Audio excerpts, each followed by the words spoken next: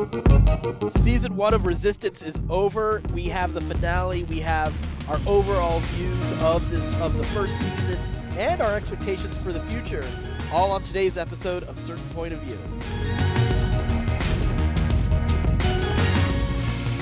Hey, Nerfherder, I'm Addy Thomas. And I am Ben Milton. Thanks for joining us for another episode of Certain Point of View. Today we're going to be talking Star Wars Resistance. Season 1 finale just wrapped up this weekend. We've got another animated Star Wars show, a full season of one of their shows on the books now, and we're going to be talking about that in depth, that episode, and the overall season, and our expectations. But first, I want to remind you that you can go to our website and check out all of our other podcasts that are part of the Certain Point of View family. In particular, you need to check out Scruffy Nerfherders. Because Ben says a lot of things that I found very hurtful. Were you triggered? I wasn't triggered as much as I started to yell at my radio as Arvis. I was like, "What do you mean you're his first friend?" I had a very visceral reaction as Arvis. I kicked into the Arvis voice too. I'm alone driving up from Fredericksburg to Silver Spring. Dude, you might need an intervention. We might have to have an intervention for you. I think you're starting to feel like Arvis is I'm starting to become like Arvis? Yeah. I don't think I'm becoming like Arvis. Okay. I just know when to kick into the voice and when not to. Oh, all right. It's not, if I start having these issues at work, yes, I agree with you. This is a problem. Yeah, it's a problem, man. I'm not kicking into this at work. Oh, okay. Yeah. All right. Although, if I kicked into this, yeah, as we're launching a new business very soon. Yes. If I kicked into this as part of that business, if you go to the business meetings, yeah, where you have to stand up and give your elevator speech, right. And you're like, "Hey there, my name's Arvis, Arvis Reed." Yeah. But let's say the sales are there to back it up. No, you can never be Addy again. I have to lead a double life. No, there is no double life. I have to You're burn not messing everything. this up, buddy. You're not taking us down. Oh no, you are Arvis Reed forever. We're going all in. We're legally changing your name. So I can't Kaiser Sose it. I have to. No, be, you have to be him. At best, what you can do is you can Dread Pirate Roberts it, and maybe down the road you can find somebody else to be Arvis Reed, and then you can retire. Yeah. So Arvis is more of a title to be passed on. I mean, if you're lucky, if you can get that far. I'm not sure you will. Yeah. But I will. I do know this, that if it's working, we're riding it all the way. So we're going to Thelma and Louise that name all the way. Let's get back to Scruffy, talking about Scruffy Nerfherders. Do a promo for Scruffy. I thought this pretty much summed it up. I guess it does. That's just on how well I've been selling Arvis. What'd you think of Bosk? I was so jealous. I was nothing but jealous because Bosk is my favorite character. Is my second favorite character. Yeah, actually third favorite character in all of Star Wars. Okay, because it is Obi-Wan, Lando, Bosk. Yeah, yeah. And if Bosk had more lines, he would probably beat Lando for you. Yeah, that's probably true. That is very true. But yeah, no, you stole the buddy cop relationship you've developed with Bosk. And not to also mention that you're also hanging out with the Let's Rewatch crew. Oh, so much fun. Who are so awesome. So fun. Here's the thing. It was really weird because I literally went from listening to finishing up an episode of Let's Rewatch going into Scruffy. Oh. So it was such a weird experience of with the worlds crossing over. Yes. And it was and it was also Scruffy is such a part of my world. Right. I was like, oh, I want to be part of this. Why can't I be there? Papa? Yeah. It's so cold outside. And I mean, your characters were all the characters were awesome. I mean, Mac-Reba. Yeah. She was amazing. Fabulous. She was so fabulous. P3. Yeah. Hilarious. I never caught the Wookiee's name. I could never hear it. I could never understand it. What's the? It was like Moriarty or something like that. Was it? Yes. I forget. Sometimes British, sometimes Australian. I don't know what he was, and I'm not sure he did either. Yeah, Pat's amazing. Pat was incredible. I think, and then Dell. Dell, yeah. I mean, everybody was hilarious. Yeah. We cut out like 40 minutes out of that episode, right? Because it went on forever. There should be an unedited, the unedited cut just released. Yes. Maybe for Patreon. Maybe for Patreons, we'll put that out because it is hilarious. There's some gold in there. So I got to tell you, so we recorded that, and I recorded it here at my house, and we did it over Skype because I think most of them are in New York. And so I thought they're in LA or something like that. Yeah, they're not local. Yeah. None of us are local. Yeah. So Pat's in Ohio, but yeah. Right. So we're all over the place. How about that? Yeah. So we're all Skyping. And if you listen to the episode, like there's a good like intro part where it's just me and Case role playing. Yeah. And they're just like they're just sitting there watching this, and you can kind of see like their eyes like at first like, okay, like what am I going to expect? And then they're like, what? Well, you can feel it in the episode. Yeah. You can definitely feel it. And then you can feel them just embrace it. Yeah. They're like, oh, these guys are idiots. Yeah. All right, here we go. Because you guys, it almost felt like you guys were a little uncomfortable doing this in front of other people. Because it almost felt like you were justifying it for people for the first time. Like, oh my God, this is what it is in front of other people. I know we did this in front of a live audience once, and it was terrible. It was horrible. People walked out. Oh my God, this show can only be edited.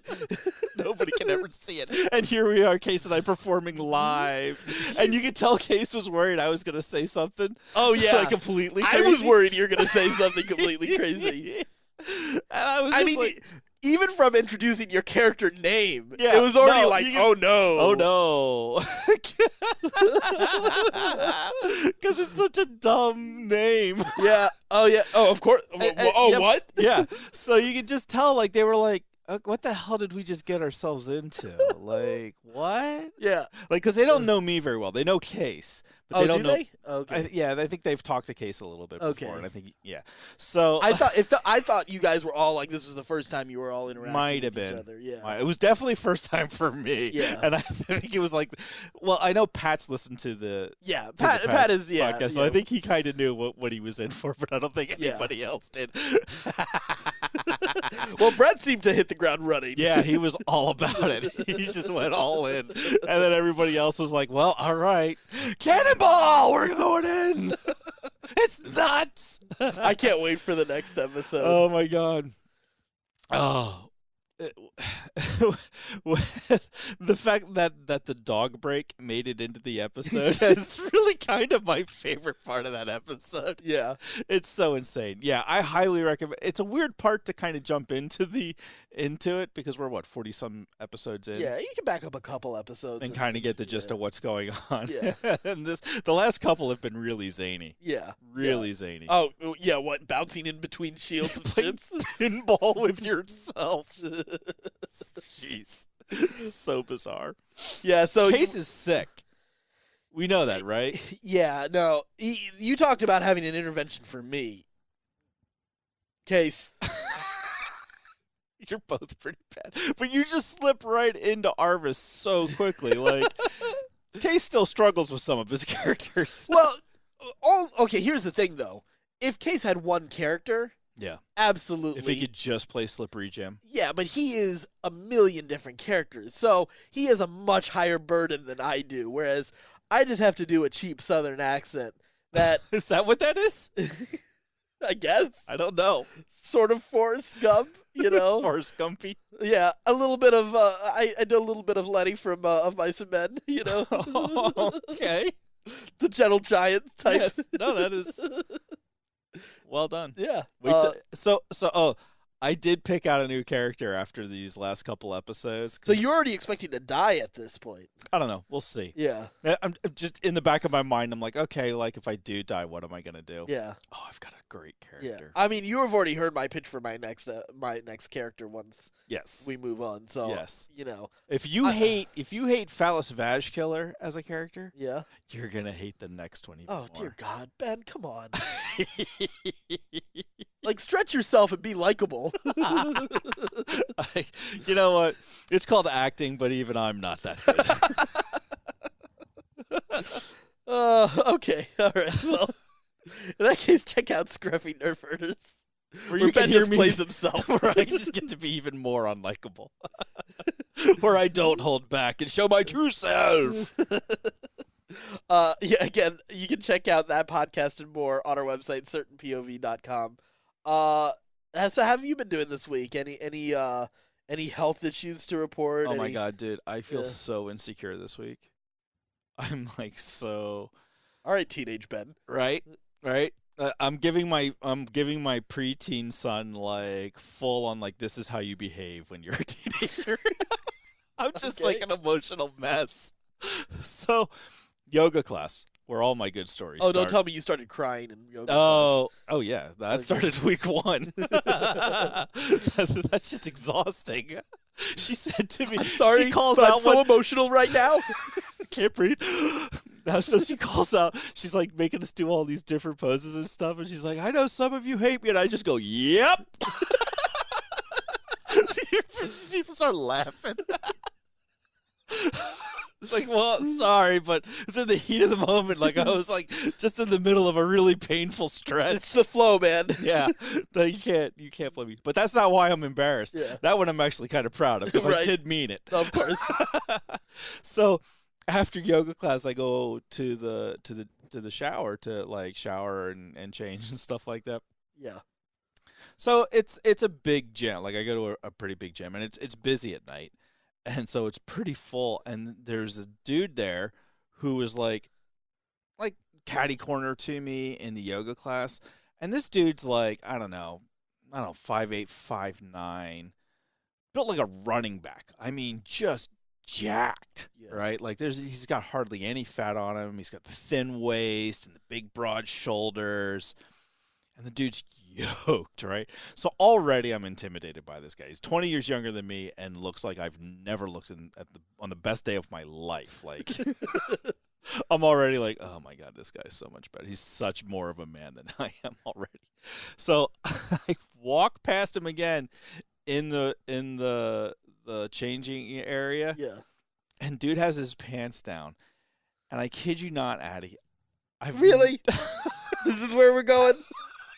This is where this podcast has come. I've never seen.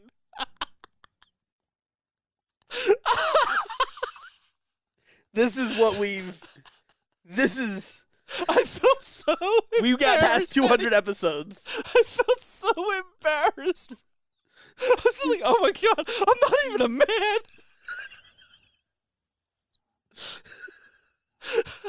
I came home to Jenny. I couldn't look her in the eye, man.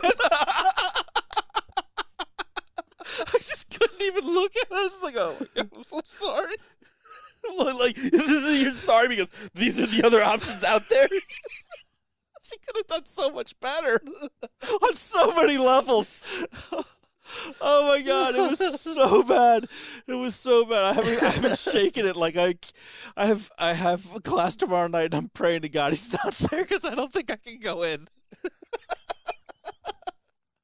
He just completely ruined me. Oh, it was awful. It was so bad. I'm sorry.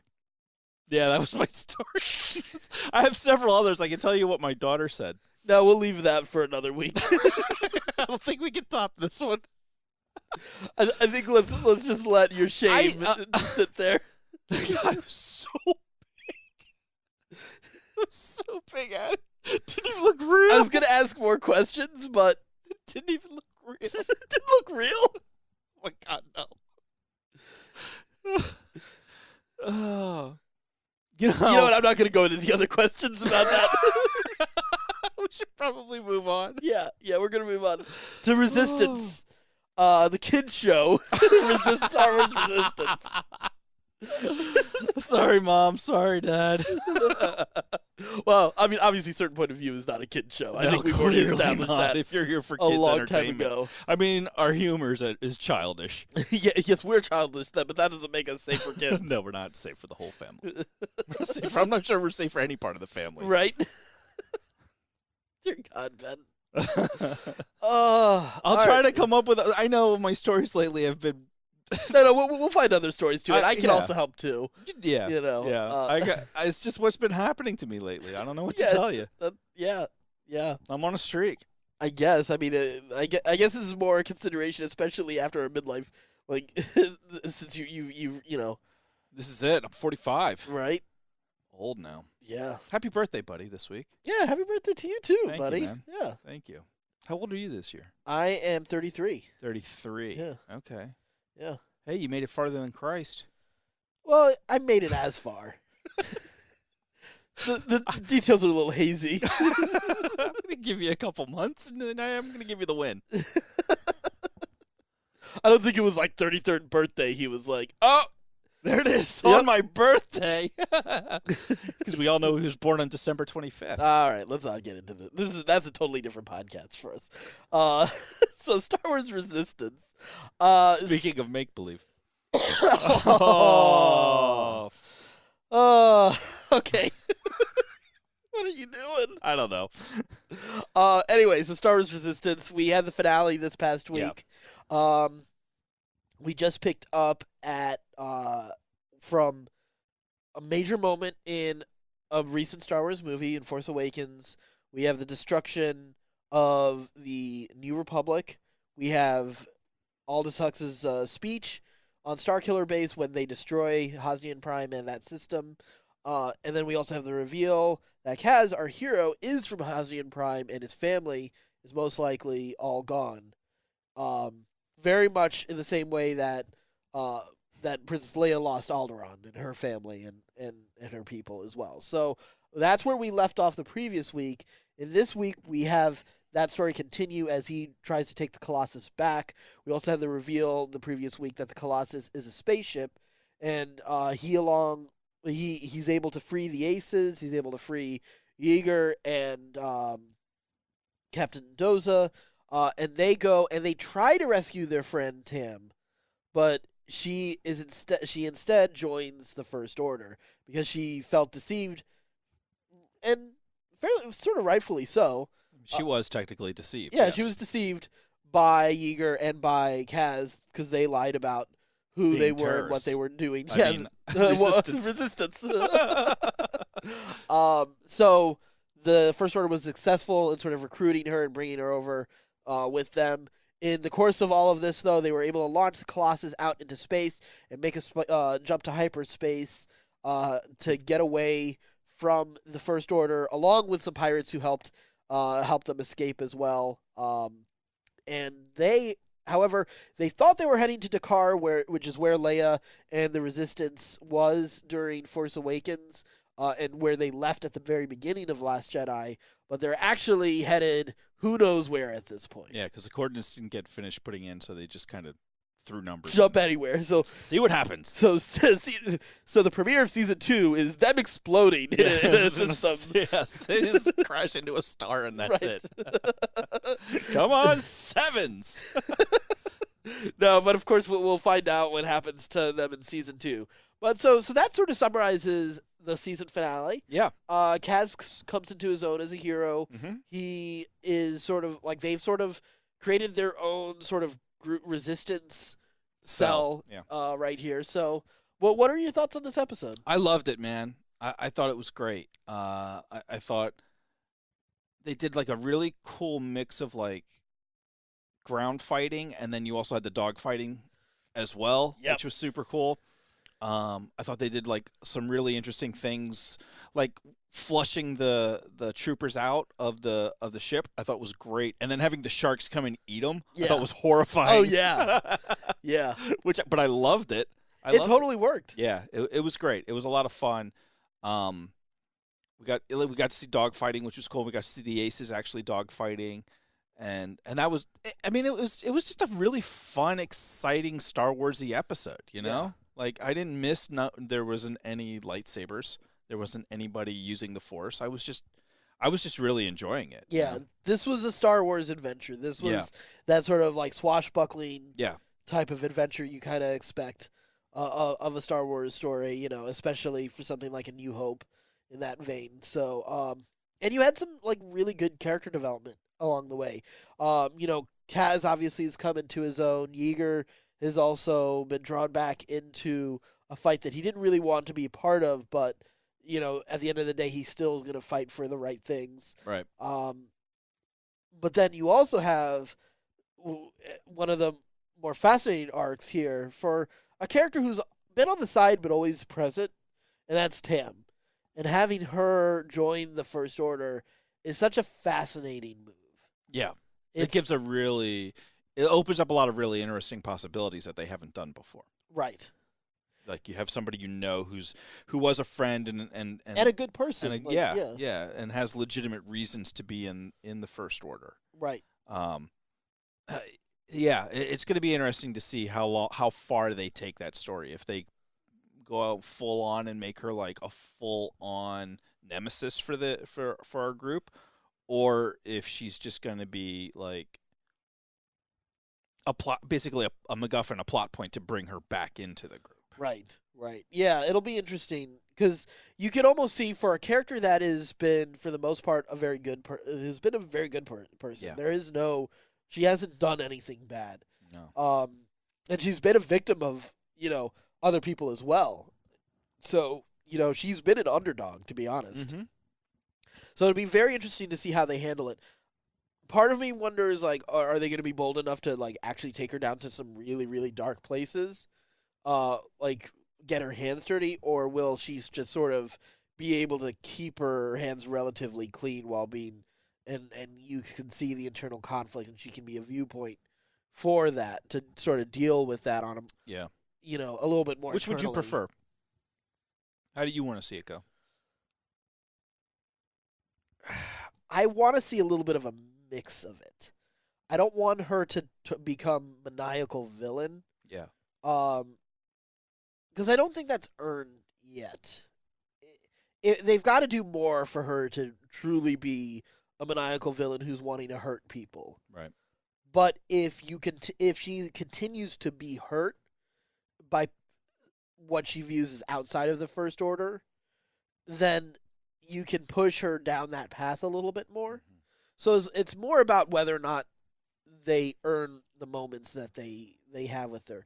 But if she does like something here or there because it's in the name of the First Order and for an overall goal, like as long as it's not anything really heinous, like you can start to like move her into that gray so that she starts to have some of like the way slippery callous slope, yeah, to start seeing that and maybe even doubting, but still like trying to figure out and if she still decides to stay with the First Order, then you can kind of keep pushing her down that path. So right. I think it's more about that journey rather than that destination for the character. If the journey is interesting and if they can handle that, I think that's what made Callus so interesting.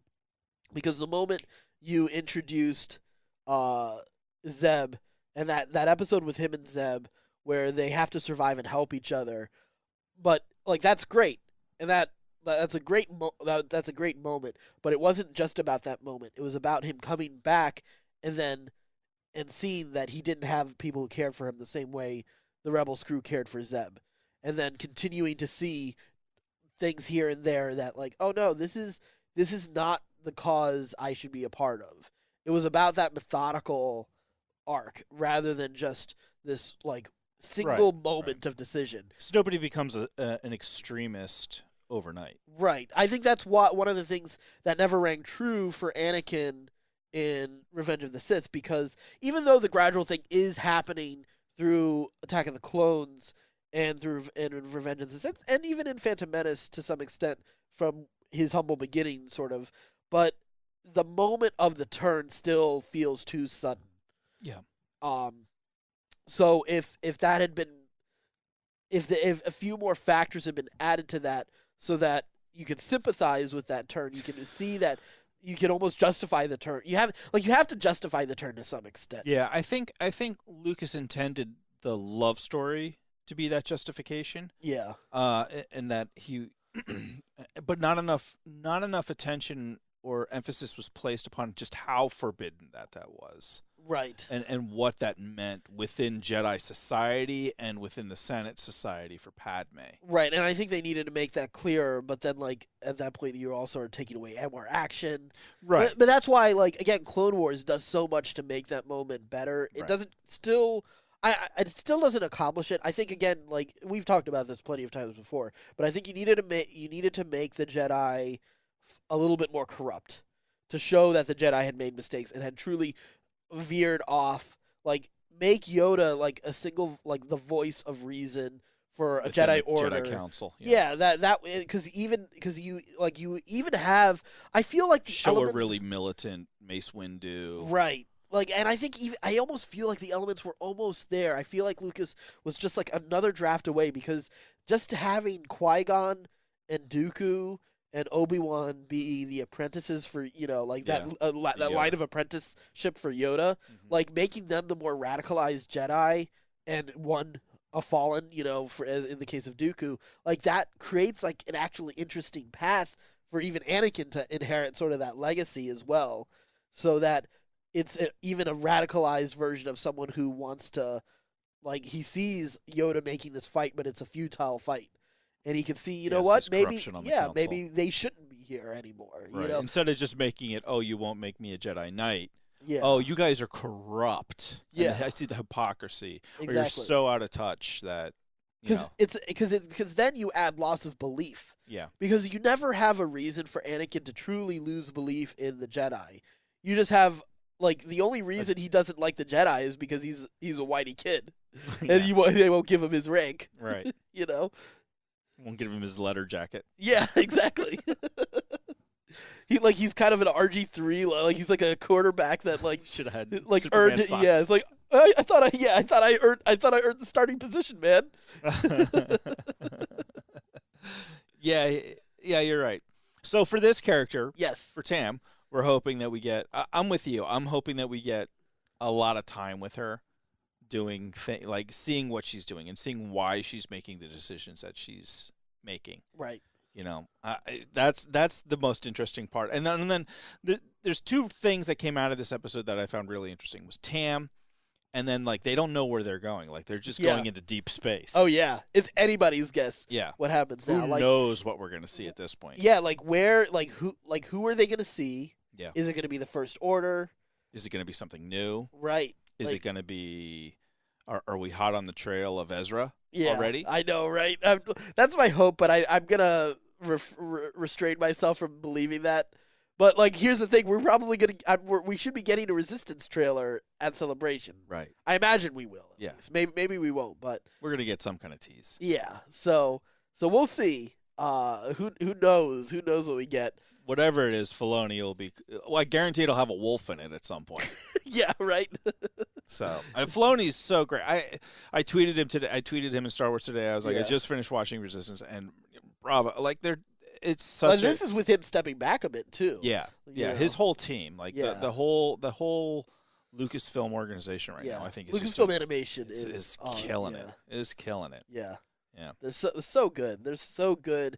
Like if it's funny. So we're in a position right now, like we're getting a lot of Star Wars content this year, but the only movie we know about right now, as far that's on the docket, is Episode 9. Right. Like, we don't know about what movie is coming out next year. I imagine we get that announcement. I kind of be okay if they said, "No, we're going to just put movies on hold for a couple of years." Yeah, that's how I kind of feel too. I'm like, give me more Disney Plus content. Yeah. Give me animated shows, live action shows. Give me the best stories you can give me. Here's the thing: like, we're at such a great stage for TV right now, and I think there's such a demand for developed characters, because you're seeing that criticism, especially when it comes to Marvel movies. People recently, we've had a lot more developed villains, but initially, for a long time, the criticism had been, the villains are very one-dimensional, and it's an unfair criticism because it's all movies. Like, you got to either really choose to really delve into the protagonist, or you delve into the antagonist. It's very rarely one or the other. Right. It's very rarely both. Otherwise, yeah. It's and that only comes along once a decade or so. Yeah, it's very difficult to balance that kind of story just with the amount of screen time that you got to give them, and to really make a compelling arc for those characters. Usually, one character's arc is in service of the other. Right. So, but on TV, in episodic format like that, it is possible to start fleshing out those characters and giving them motivations and backgrounds of their own, and points where you see the decisions that they have that they're faced with and have to make. So,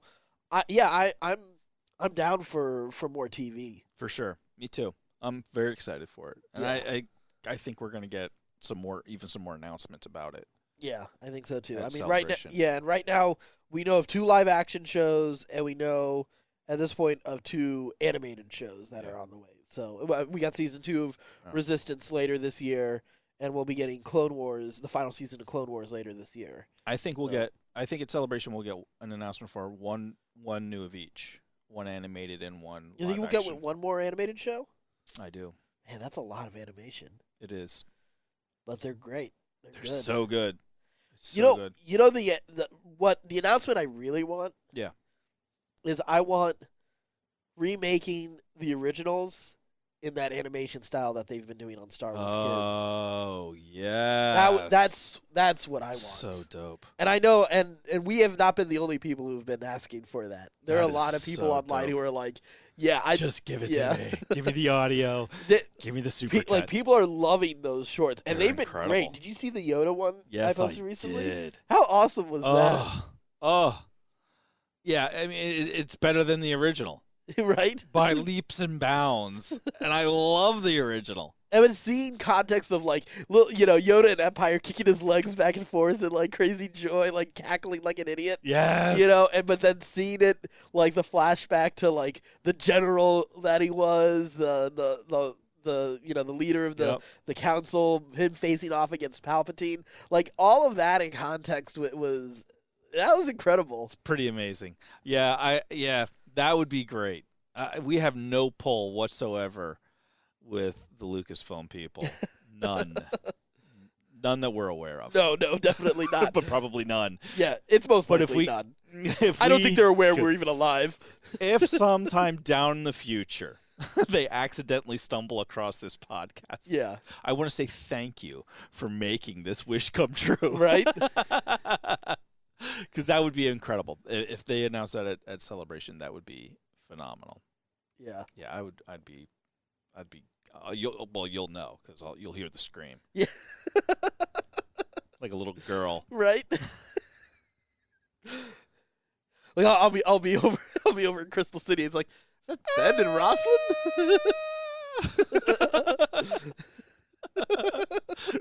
That's my version of the bat signal. Just scream. So all right, so we talked about this finale. Definitely again some great animation. Colors look great. Underwater, we had a lot more underwater action in the last 2 episodes, but it looked still amazing. Continued to look amazing. I love seeing the Colossus emerge as a ship. And what's funny is it actually, like, all of this isn't a new thing to Star Wars either, because all those Mon Cal ships, like Home One and everything, those are formerly like the underwater like dwellings for the Mon Calamari. So like this is all. You shouldn't be surprised at all. Yeah, I know. Like I watched that, I was like, oh, that makes right. Of course. How did I not see that? Why wouldn't it have a hyperdrive? Right. So I mean that was super exciting, and all those moments felt earned. So I'm excited about that. So let's kind of zoom out a little bit. Well, what do you think of season 1 overall? What are your thoughts now that we've all 21 episodes? Good arc, really good arc for their especially Kaz. Yeah. Like he started off as all Star Wars male young protagonists start off as just kind of whiny and stupid.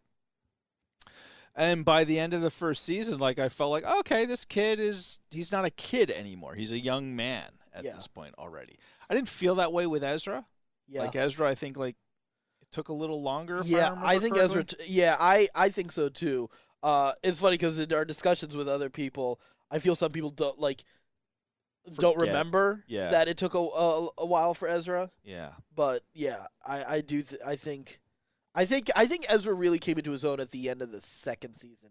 And if you really want to argue it, he may have really only come into his own in a lot of ways when Final two seasons. Yeah, well, I was actually going to say the episode where Obi-Wan and Darth Maul fight.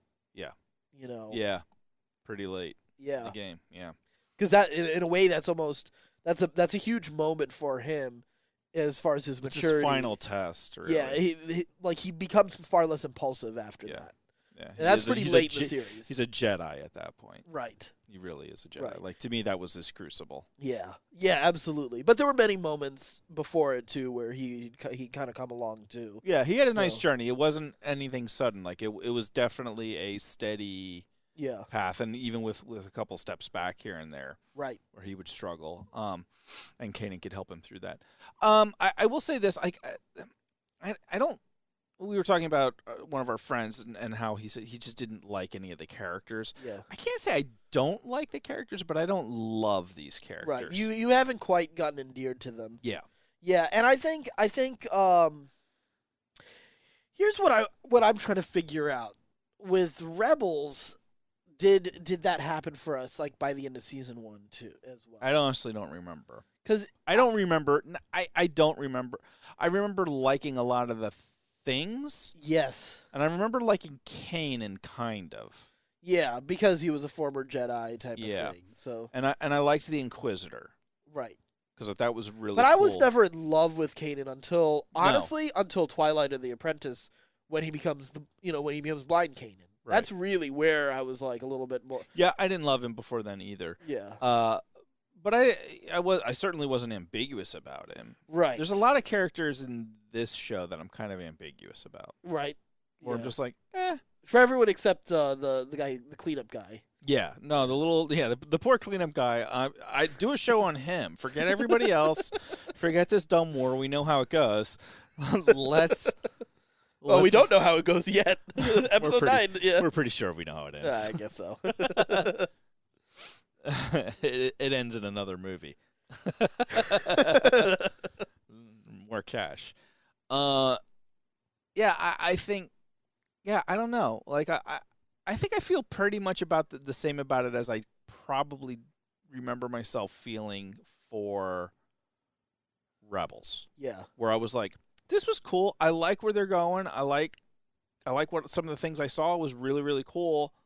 Let's see what happens. Yeah, because for me, Rebels, like I liked Rebels a lot, and I was always excited about the prospects for where the story could go.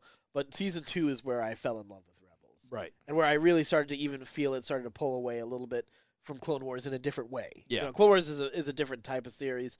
You get there's a much more military fantasy type of thing going on there, so you do get it. It's even though they do a lot of stuff, you're still constrained by the movies, right? And you see a lot of main characters, right? You see Obi-Wan, you see Anakin, Padme, Yoda. Yeah. Ahsoka is obviously a big character, but she's one of obviously by the time you get to the end of Clone Wars, she's one of your absolute favorites, and she's definitely a top 10 Star Wars character in my opinion. So it also, in some ways, Rebels' credibility was pushed up by the reveal that Ahsoka was Fulcrum at the very end of season 1 of Rebels. Right. So that, in some ways, created some bigger excitement. But that's almost an external force to Rebels, Yeah, it's just a cheat code. Yeah. It's a cheat code. I'm glad they didn't use one in this one. Because they very easily could have had Ahsoka or Sabine pop up. Yeah, somehow. Yeah. So I'm happy with that restraint. Yeah. I was a little worried, like, we'll pop up and, like, oh no, we'll see the Star Destroyer where Thrawn and Ezra are, Like, they'll pop out of hyperspace and that's where we'll or we'll arrive. see the whales. Yeah. Yeah, exactly. Something like that. We may get a reveal like that for the trailer for season 2. Right. I could see that. Yeah. We may you see just something. or you could see Ahsoka the White pop up, Yeah, something to let you know that they're going to run into him. You don't know, like it may be in the beginning, middle, or end of the of the run, but yeah, I think we'll get that. I want to see. I want to see these characters gel a little bit more. I want to see how they use the aces. I think that's the key for me as well. I'd like to see more of the aces. Yeah, but I don't get the feeling that they're really major characters. I guess not. It They just haven't. felt They haven't been thus far. they did a whole spot advertising the aces, And then so it they've seems barely used them this season. yeah, yeah. We had what, like 2 races? I mean, Tora is Tora important. is, yeah. Tora is, and we know Hype Hype Phazon's. gets a little bit more time. We know his name, but we haven't really seen much from him. Everyone else is in the background. We know that he's the reason why Tam is working where she is, because he abandoned her. That former Imperial dude. Yeah, but he's just there just to get blown up. He's Superman from Justice League. He is. That guy, he just keeps on getting hit, man. Yeah, he can't do anything without getting shot down or crashing. I was like, there's no way this guy makes it to the ship, because he's crashed every single time we've seen him. He really has. Well, the other dude, the Plo Koon looking dude. Yeah, he's also crashed a few times. Yeah. But not as much as that Imperial dude with the modded out TIE fighter. Yeah, that's an interesting one. Yeah, I'd like to see him be a little more competent. Yeah, just a little bit. That's my request going forward. That's my only criticism. Yeah, and then there's like Maria von Trapp over there too. I forget the Norwegian chick. Oh, that's right. I forgot about her. Maria von Trapp. I just gave her a name because I don't remember what her name is. If we've ever heard her name. I'm sure we have. And it wasn't Maria von Trapp. But it probably was not. Though I couldn't, if you asked me to. But now that's what we're going to call her. Testify in court, I'd be like, maybe she's Maria von. I honestly don't know. Couldn't tell you what her name is. It's a chance it's Maria von Trapp. And the more often I say it, it probably will stick. So all right, yeah. I'd like to. I agree with you. I'd like to see more of the aces. Yeah. But I think we've got. I am also very interested in more of Captain Doza. He's a very fascinating character as well. Where do you think they're gonna go? Like, what are we gonna see? Like, that's the thing. Like, does this turn into like a Battlestar Galactica? Where they're trying to get back to like space that they know, and they're just like traveling through, or Voyager, I guess, would be another thing of that. I mean, the comparisons don't do a lot for me because I haven't watched seen either one of them. Well, yeah. I mean, I assume they're headed out into like the. I mean, they're already on the outer rim. Yeah. So I kind of expecting them to head out into the unknown regions. So maybe we'll see some new things that we haven't seen before in the Star Wars universe. Right. But I do expect to see the First Order. I still expect the core of this story to be Resistance. And I do think that they're going to be one of the people that heard the call for help at the end of Last Jedi, but weren't able to reply. So the question is going to be, really, what's happening between Last Jedi and Episode 9? Right. And if they're going to be able to link up with that. Are they going to be able to help the Resistance, or are they always going to be another cell of the Resistance? Will they be able to cross paths with Leia and Rey and Poe and Finn and all of those other characters? It's most assured that we're going to see Poe again. You think so? You think that's for sure? Yeah, I mean, it seems like he's definitely a very important character for the Resistance, especially as he's evolving into the leader of the Resistance. And for Kaz. Yeah. Kaz looks up to him. Yeah. Yeah, I think the thing is what will be like between the time that they can hook back up with the main Resistance crew, what will they be up to? Will they just be surviving? Will they be just heading home? I think there's going to be a mix of that, but I do think the fight with the First Order is going to be a big part of it still. It's still got to be Resistance. It can't be just, and now we're Star Wars Explorer, Get a map. Right? I think you're probably right. The question that I have is, so they're in this spaceship. Are they going to fly around, or are they going to dock at like a at one specific planet and resist from that one planet. Right. Well, I think I think they will be on the move. I think the Colossus as a voyaging spaceship will be sort of the thing that they go as. Yeah. The question is, will they actually be deep in First Order space now? That is actually, that is a potential, holy crap, how do you survive if you're in the middle of First Order space? I don't know. So. Is First Order space beyond the Outer Rim? Yes. Okay. Because they've been building up in the unknown regions all this time. Okay. Interesting. Right? Well, maybe. Maybe it will be. That would be interesting. Yeah, I think there's a lot. It's this right now is in the same category as episode 9, where right now we have no idea what to expect. Yeah. We have no idea. I just don't know. There's so many different ways it can go. Yeah, until we see a trailer, there's really nothing for us to base a theory on. Yeah, because they don't even give us hints Yeah. as to where they could be going. Right.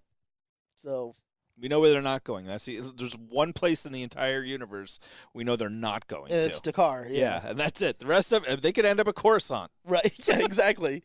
So yeah, I guess we'll see. But again, that's a prospect that has me excited. Not knowing right now makes me more excited. Yeah, not knowing the story. Yeah. In a Star Wars story is invigorating. Because someone asked, are you worried about episode 9 that we haven't seen a trailer? And I'm like, no, I'm thankful. Yeah, first off, in some ways they gotta get past Endgame. They don't want to overdo. Sure, yes, you could release a Star Wars trailer. It's not gonna hurt Endgame by any means. I'm not saying that. But why promote it like crazy until wait till after Endgame? Well, not only wait till after Endgame, but wait till Celebration. We knew it was gonna happen at Celebration. Give it, and you're only gonna get a teaser at Celebration. You're not gonna get a full trailer. Oh, of course. They only finished filming a couple weeks ago. Right. So you're gonna get a teaser, because if they start a trailer now, you're gonna see that trailer for months. Oh yeah, I will be watching it every day. Months, and you'll be furious that so that they would have to keep releasing just little pieces of more and more and more stuff until you've already seen the movie. They're not going to release that trailer until fall. Yeah. I'm not worried. The right thing to do. Yeah. They're going to make $1 billion plus, regardless of what they do. Yeah, I'm not worried. So far, Kathleen Kennedy and Star Wars have been able to stick to their guns for what story they want, and I don't think the drama of The Last Jedi within the fandom, or at least the vocal parts of the fandom, I don't think that's going to affect what they wanted to do here. No, I don't think so either. So I'm excited to see the conclusion to the Skywalker saga, and then I'm excited to see what else Star Wars has in store for us after the Skywalker story is that I think we're going to get a lot of out of Celebration. Yeah, we're going to get a lot of hints about that. Yeah, because flat out answers. Yeah, because the Star Wars universe has to be more than just the Skywalkers. Yeah. So. Yep. Yeah. And we're seeing that. Yeah. We're seeing that now. You got Mandalorian coming out. You're seeing it here in Resistance. They're really branching out space and what we know as Star Wars. Right. It was a great part about Rebels too. You know? But yeah. Even though that era is so affected, it was still by the Skywalkers, and it was still tied to a Jedi. Right. Whereas now we're just we're really branching. You didn't hear anything about Jedis in Mandalorian. Yeah. There's no Jedis. Force users. Yeah. Yeah. It's been great. Yeah. Yeah. The remnants of the Empire has been the big deal. Yeah. More than anything else. But anyway, I think that wraps it up for us today. Don't forget, you can join the conversation with us on Discord. We are always talking there. We recently had a conversation about Captain Marvel and her powers and whether or not they're too powerful, if they'll be able to scale it down or not, different scenarios for that. That's been a lot of fun. There are all sorts of conversations happening in so many different channels within Discord for all of our different podcasts that are part of the Certain Point of View family. I do want to say thank you so much for listening to the podcast, for choosing our podcast as something that's worthwhile to listen to. Absolutely. And if you feel that this is something you would like to get more content I'd really encourage you to check out Patreon, because that is the only way that, because we'd love to do more podcasts like this. We have another show on the way, not too far from now. and I'm sure we'll have even more shows as time goes on. But for us to be able to do more of this, we'd love to be able to turn this into the type of the thing we do all the time. But that won't be possible without Patreon.